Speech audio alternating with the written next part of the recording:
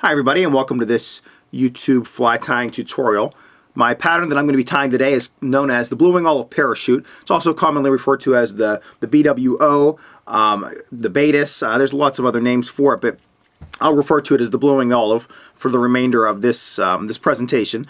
For the pattern, let's just first talk about the fly. This is a fly that can be found numerous times of the year, throughout the day. It doesn't have to be just mornings or evenings. It's also known as a great pattern that masks others. What I mean by that is, for example, during the, we'll say, sulfur dry fly season, if you're fishing the sulfurs and you don't seem to be doing as well on the sulfur fly, and maybe you're fishing a size 14 sulfur and you've noticed there's a few blue wing olives on the water as well, don't be afraid to take a size 16, size 18 blue wing olive and cast that out during a sulfur hatch, because these flies more than likely will be hatching, and sometimes that fish might be keyed in on something that you really don't realize it, because they may not have such a great quantity as the sulfur. So that's what we call it in terms of a masking hatch, and blue wing olives are notorious for that.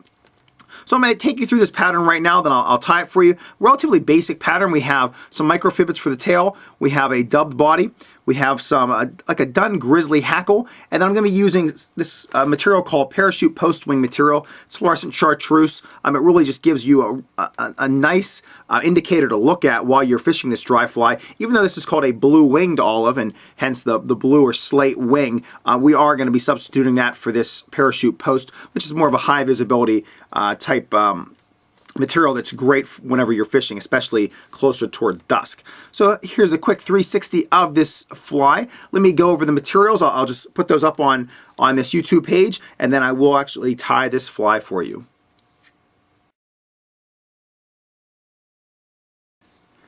Okay, let's get started tying this pattern. Let's start off with some 8 or 12-aught thread, just a real nice dun colored thread.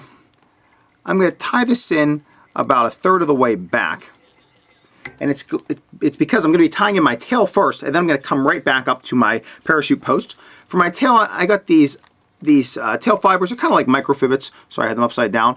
This is a watershed treated mayfly tail, very similar to microfibrils, just a synthetic.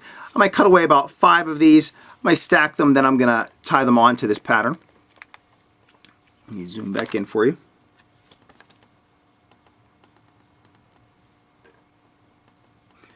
And I have shown some of my other videos stacking these. Whenever you take them out, and if they're already lined up, you don't have to worry about stacking them. I'm just going to line it up so it's equivalent to about 1 hook shank. Once it doesn't, I might pull them back. They'll roll slightly around the hook, and I just want to verify that they're about the approximate length.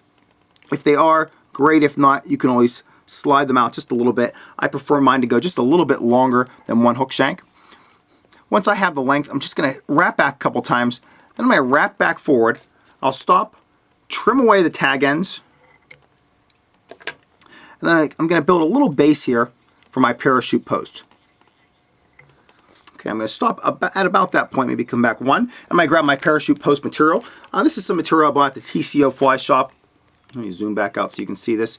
It's just basically an Antron type material. I really like this color. It's their fluorescent chartreuse because it really just seems to light up on the water. I'm just going to zoom in a little bit so you can see what I'm doing here. You can see behind the fly, I'm just going to pull out a little section of this material, cut it away. So I have a section of about this big, and I might take some of this material and get it out of the way. I don't need that much material, especially for this hook. This is a size 16 hook. I'm using an Allen fly fishing. It's the D102BL. It's their barbless hook. I really like this hook for so many patterns, especially for this one. So what I'm going to do with this wing material, I'm going to place it underneath my thread, latch onto it with my left hand. Sorry about that. Once I latch onto it, then I'm just going to simply tie it directly onto the hook. Get a few locking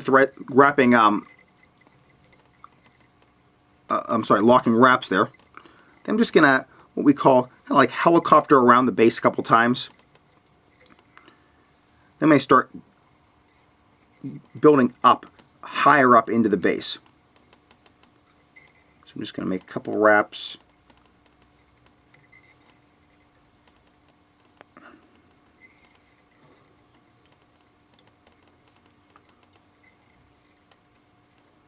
I don't want to go too high. That's about all the further I'll need to go. Then, let me zoom in so you can see this now.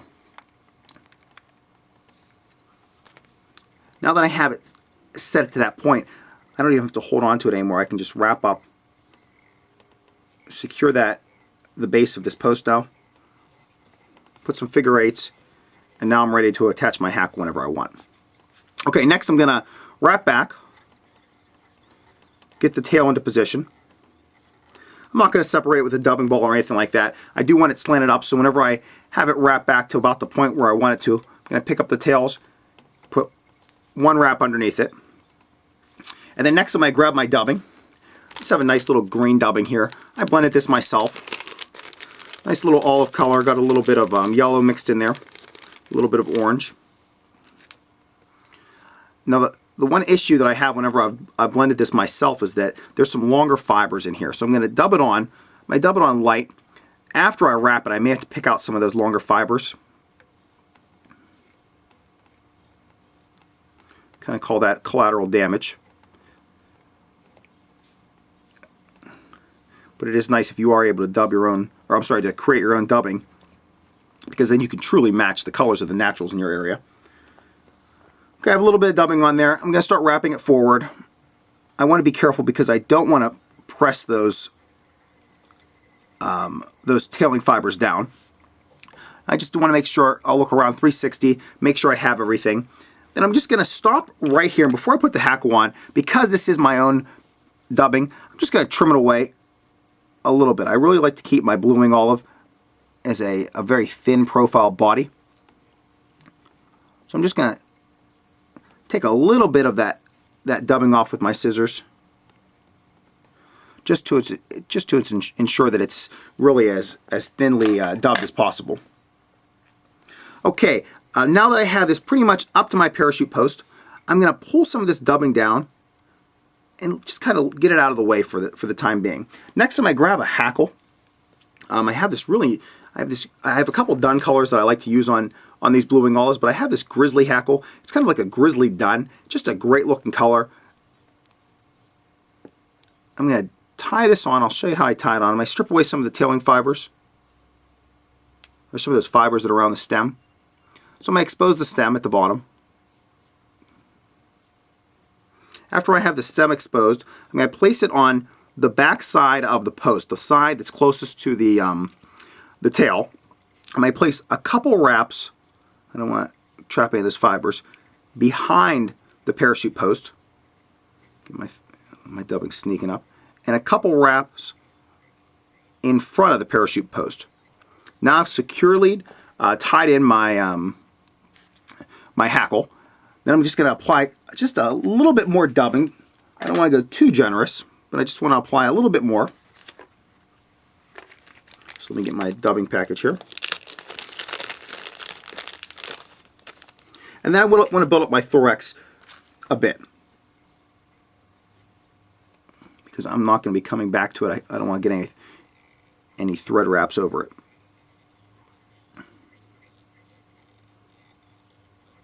Okay, that's pretty much it. So I'll place one wrap in front of my thorax. If you want to examine your fly the whole way around, ensure it's exactly how you want it to look. If you have any fiber sticking out, this is where you can grab your hackle pliers. Just get them out of the way.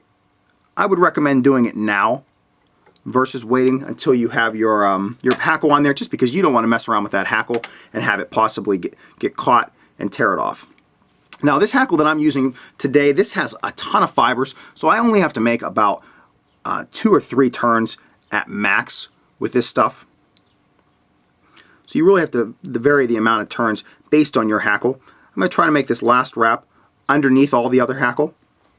And then to finish off my parachute, I'm simply going to grab onto all these fibers and pick them all straight up and get them out of the way. Then I'm going to release my hackle, capture it between my fingers, and get a couple wraps and wrap that going back. So I'll be wrapping back towards the thorax. Thus I've trapped all those fibers in there. Now I can just grab my scissors, pick everything up with my left hand, and make one trim. And get all those fibers out of there. Once I have those fibers out of there, I want to finish the head of the fly. So I'm just going to, now I'm going to wrap back towards the eye. place 1/2 hitch, and then whip finish with my thread.